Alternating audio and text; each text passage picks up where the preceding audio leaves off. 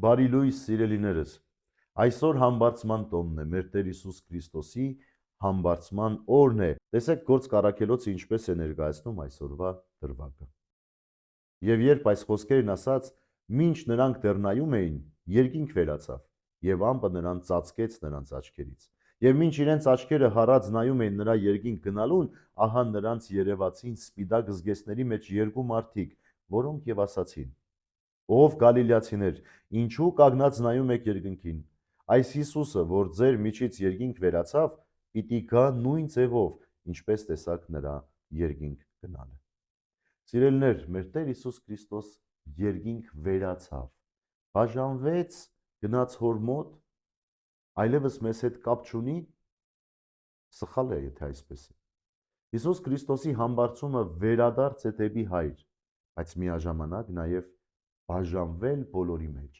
Դրա համար այսօր թույլ տվեք ասել, որ համբարձման տոնը առիթ է, որպեսզի յուրաքանչյուր մեկս մեր բաժինը ունենանք։ Այլ կերպ ասած, յուրաքանչյուր մեկս համբարձման շնորհիվ բովանդակ աստվածությունը կրողները դառնանք մեկ անգամ եւս։ Հարությունը դա կենթանություն էր, վերականգնումն էր մարդու կյանքի, իսկ համբարձումը ավելի վեր դասվելը, հավիտենության մեջ մտնելը։ Հետևաբար մաղթում եմ, որ այսօր յուրաքանչյուր մեկիս կյանքի մեջ մեր Տեր Հիսուս Քրիստոս համբարձվի, նորից հաստատի մեզ, մեկ աստիճան վերև բարձրացնի եւ կարողանա տալ մեզ հնարավորություն խորհելու երկնային բաների մասին, որովհետեւ օրվա ընթացքում մենք բազմաթիվ երկրային բաների մասին ենք մտածում, իսկ այսօրվա օրը սիրելիներ երկնայինի մասին մտածելու ենք, երկինք վերացավ։ Մենք էլ մի բա երկինք վերանանք, լինենք Աստծո հետ այս գեղեցիկ տոնին։ Մանավանդ գիտեք, մեր ժողովուրդը ինչքան է սիրում եկեղեցական տոները եւ ազգային մեր նիստուկացի մեջ զարդարել, գեղեցկացրել, համեմել է տարաբնույթ միջոցառումներով։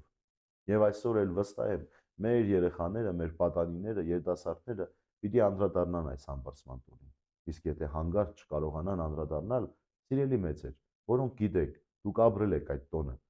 սովորեցրեք իրենց, որտեղ մեր արժեքները պիտի պահպանվի։ Հենց եկեղեցական տոնակատարությունների միջոցով։